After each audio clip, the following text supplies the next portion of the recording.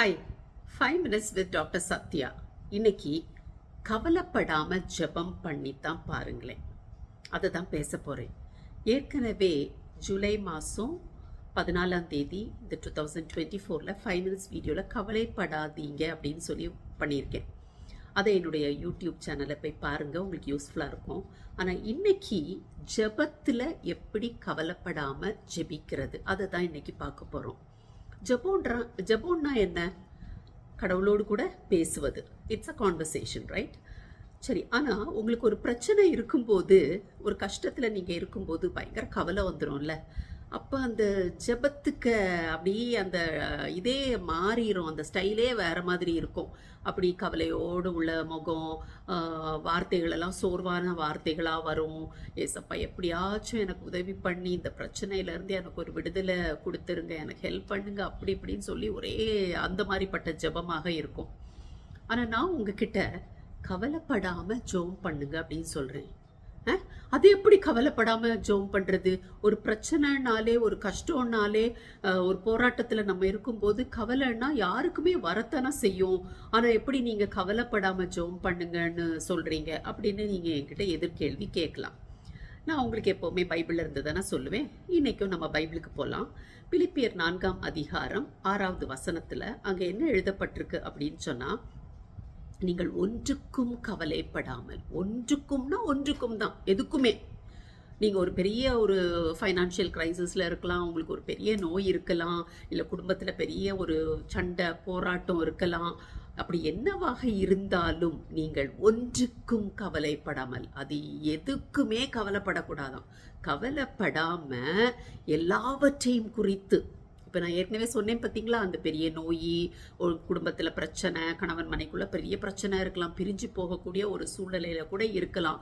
பெரிய ஒரு நோய், உங்கள் மெடிக்கல் ரிப்போர்ட் எல்லாம் பார்த்துட்டு டாக்டர் ஒன்றுமே பண்ண முடியாதுன்னு தலையை அசைக்கலாம். வாட் எவர் இட் இஸ், இந்த வசனம் என்ன சொல்லுகிறது, தேவன் என்ன சொல்லி இருக்கிறார்? எல்லாவற்றையும் குறித்து உங்கள் விண்ணப்பங்களை ஸ்தோத்திரத்தோடே கூடிய ஜெபத்தினாலும் வேண்டுதலினாலும் தேவனுக்கு தெரியப்படுத்துங்கள். ஸ்தோத்திரம்னா தேங்க்ஸ் கிவிங். நீங்கள் எப்போ ஒரு ஜெபத்தில் தேங்க்ஸ் கிவிங் பண்ணுவீங்க? உங்களுடைய ஜெபத்துக்கு பதில் கிடைச்சிரும்னு 100% உங்களுக்கு அந்த தேவன் மேல் நம்பிக்கை இருந்துச்சுன்னா தேங்க்ஸ் சொல்லுவீங்க. ஆனால் அப்படி தான் சொல்லணுமா? இந்த வசனத்தில் அப்படி தான் தேவன் சொல்லியிருக்கிறாரு. ஸோ உங்களுடைய ஜெபங்கள் எப்படி இருக்கணும்னா, ஃபஸ்ட்டு கவலைப்படாமல் ஜெபிக்கணுமா. அது என்ன சிச்சுவேஷனாக இருந்தாலும் சரி, கவலைப்படக்கூடாதான். அடுத்தது தேங்க்ஸ் கிவிங்கோட ஜெபம் பண்ணணும். அப்போ அது நம்முடைய தேவன் மேல் நாம் வைத்திருக்கிற விசுவாசத்தை குறிக்கிறது. ஆனால் கவலை, அது எப்படி சிலருக்கு கவலைப்படாமல் ஜெபிக்கணுன்றதே, அது எப்படி கவலைப்படாமல் இருப்பதுன்றதே ஒரு பெரிய கவலையாக வந்துடும். சரி, இந்த கவலையை எங்கே கொண்டு வைக்கிறதுன்னு ஒரு சொல்யூஷன் தேவன் கொடுத்துட்டா அது நல்லா இருக்கும்ல.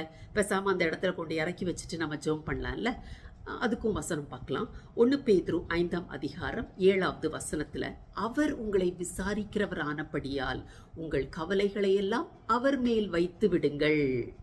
அவர் சொல்லிட்டாரு, உன் கவலையெல்லாம் நீ இறக்கி வைக்க வேண்டிய இடம் நான் தான், என் மேலே இறக்கி வச்சிரு. இறக்கி வச்சுட்டு நீ கவலைப்படாமல் ஜெபம் பண்ணு அப்படின்னு சொல்லிட்டாரு. சரி, இந்த வசனத்தை நல்லா படிச்சாச்சு. அப்போ நான் இனிமேல் கவலைப்படக்கூடாது. இதுதான் கவலைன்னு வச்சுக்கோங்க. பெரிய போராட்டத்தில் இருக்கீங்க, பெரிய ஒரு பண கஷ்டத்தில் இருக்கீங்க, ரொம்ப கவலை இருக்குது. சரி, கவலை இருக்குது, ஆனால் நீங்கள் ஜெபம் பண்ண போகிறீங்க. உங்களுக்கு இந்த வசனம் தெரியும். அப்போ ஏசப்பா சொல்லியிருக்காங்க கவலையெல்லாம் என் மேலே வச்சிருன்னு. அப்போ நீங்கள் சொல்கிறீங்க, ஏசப்பா நீங்கள் இப்படி வசனத்தில் சொல்லியிருக்கீங்க, நான் அதனால் என் கவலை எல்லாம் உங்கள் மேலே இறக்கி வச்சிடுறேன்னு சொல்லி அதுக்கப்புறம் அந்த காரியத்துக்காக நீங்கள் ஜெபம் பண்ணுறீங்க.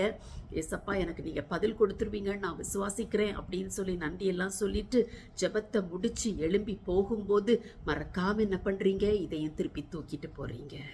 கவலை இறக்கி வைக்கிறதுக்கு அவ்வளோ கஷ்டப்படுறாங்க நிறைய பேர். ஆனால் தேவன் சொல்லியிருக்கிறாரு, நீ கவலை எல்லாம் என் மேலே இறக்கி வச்சிரு, ஏன்னா நான் உன்னை விசாரிக்கிறவர். அப்படின்னா என்ன? உங்களுடைய பண கஷ்டமாக இருக்கட்டும், உங்களுடைய நோயாக இருக்கட்டும், குடும்பத்தில் பிரச்சனையாக இருக்கட்டும், ஆஃபீஸில் பிரச்சனையாக இருக்கட்டும், what ever it might be, அது எல்லாத்தையும் அவர் விசாரிக்கிறாராம். எதுக்கு விசாரிப்பார்? உங்களுக்கு பதில் கொடுக்கறதுக்கு தான்.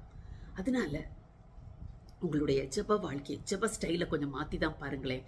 கவலைப்படாதீங்க. ஏன்னா அவர் தான் பார்த்துக்கிறேன்னு சொல்லிட்டார்ல. அப்புறம் ஏன் நீங்களும் போட்டு கவலைப்பட்டுட்டு, கவலையை என்கிட்ட இறக்கி வச்சிடணும்னு சொல்லிட்டார்ல. பேசாம அவர்கிட்ட இறக்கி வச்சுட்டு நீங்கள் பாட்டுக்கு நல்லா ஜெபம் பண்ணுங்க, ஏசப்பாட்ட கேளுங்க.